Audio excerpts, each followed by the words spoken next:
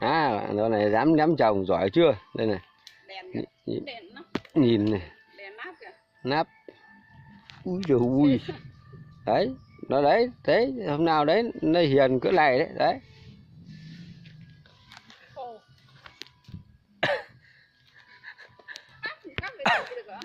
Đấy. Đấy. Kinh khủng không?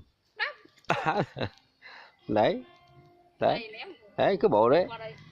Hôm nào có ông bà xem đây, con cháu nhà ông bà hiền cỡ này đấy. Đấy mà nó đấy. À trời ui.